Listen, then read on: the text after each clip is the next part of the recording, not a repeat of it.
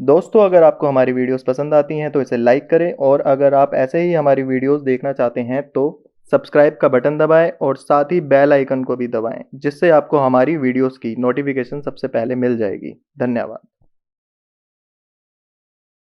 नमस्कार दोस्तों, मेरा नाम है सौरभ और आप देख रहे हैं स्पिरिचुअल हिंदुस्तानी। दोस्तों, आपका स्वागत है हमारी नई वीडियो में। आज हम आपको बताने वाले हैं मृत्यु के बाद शव को अकेला क्यों नहीं छोड़ा जाता। हिंदू धर्म के अनुसार अगर शाम में या रात्रि में मृत्यु होती है तो रात में दाह संस्कार क्यों नहीं किया जाता।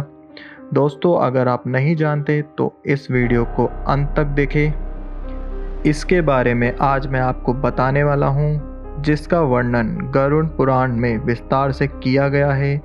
तो चलिए दोस्तों, शुरू करते हैं। दोस्तों, जैसे दिन के बाद रात होना निश्चित है, उसी तरह जिसने इस संसार में जन्म लिया है उसे एक न एक दिन मरना अवश्य है। यह एक अटूट सत्य है। फिर भी कुछ लोग ऐसा होने से डरते हैं और इसको स्वीकार नहीं करते। जैसा आप सभी ने देखा होगा, हिंदू धर्म के अनुसार मृत्यु होने के बाद शव को जलाया जाता है और आपने यह भी देखा होगा, सूर्यास्त के बाद किसी की मृत्यु हो जाती है तो उसका दाह संस्कार अगले दिन करते हैं, रात को नहीं। ऐसे में आपने गौर किया होगा, अगर किसी परिवार के किसी व्यक्ति की मृत्यु हो जाती है तो उसे अकेला भी नहीं छोड़ा जाता। दोस्तों, अब हम आपको बताएंगे किन किन परिस्थिति में अंतिम संस्कार नहीं किया जाता या फिर टाल दिया जाता है। तो हिंदू धर्म में अगर किसी की मृत्यु सूर्य अस्त के बाद होती है तो रात भर उस शव को घर पर ही रखा जाता है और अगले ही दिन दाह संस्कार होता है। इसके अलावा किसी की मृत्यु पंचक समय में होती है तो उस परिस्थिति में भी शव को कुछ समय तक घर पर ही रखा जाता है और जब पंचक काल समाप्त होता है उसके बाद ही दाह संस्कार होता है। क्योंकि दोस्तों, गरुड़ पुराण के अनुसार सूर्य अस्त के बाद अथवा पंचक समय में दाह संस्कार किया गया हो तो उसे मोक्ष की प्राप्ति नहीं होती। इसलिए शवों को रात को नहीं जलाया जाता और मृत शरीर को अकेला नहीं छोड़ा जाता। कोई ना कोई व्यक्ति हमेशा रखवाली के लिए मौजूद रहता है। मृत शरीर को अकेला नहीं छोड़ने का सबसे बड़ा कारण यह भी है, शव को अकेला देख कुत्ते बिल्ली जैसे जानवर उसे नोच ना खाएं।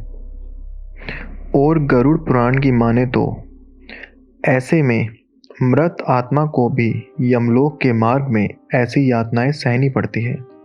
साथ ही ऐसा भी माना जाता है कि अगर शव को अकेला छोड़ दिया जाए उससे गंध आने लगती है।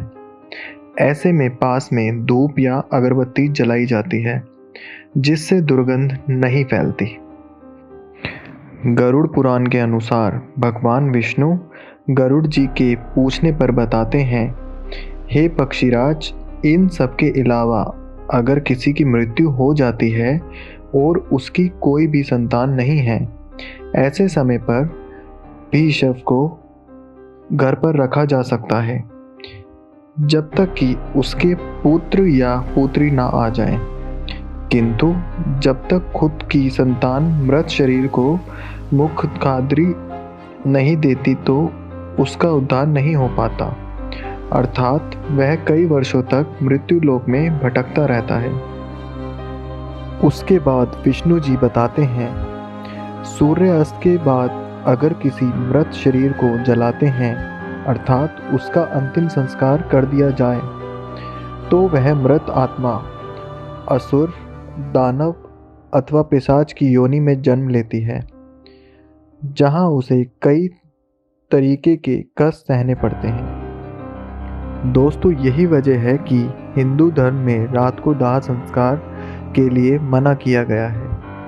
आगे विष्णु जी बताते हैं कि अगर रात में मृत शरीर को अकेला छोड़ दिया जाए तो उस शरीर में आसपास भटक रही दूर आत्माएं प्रवेश कर जाती है और इसके साथ साथ घर के परिजनों को भी कष्ट झेलने पड़ते हैं। साथ ही यह भी बताते हैं शव को अकेले क्यों नहीं छोड़ा जाता, क्योंकि मरे हुए इंसान की आत्मा वहीं पर भटकती रहती है और अपने परिजनों को देखती रहती है। कहा जाता है कि इंसान की मौत के बाद शरीर आत्मा से खाली हो जाता है और इस वजह से उस मृत शरीर में कोई बुरी आत्मा का साया अपना अधिकार जमा सकता है। और यही वजह है दोस्तों, रात को शव को अकेले नहीं छोड़ा जाता और कोई ना कोई उसकी रखवाली करता है। दोस्तों, ऐसी रोचक और सच्ची कहानियों को जानने के लिए हमारे चैनल को सब्सक्राइब कर हमारे साथ जुड़ें।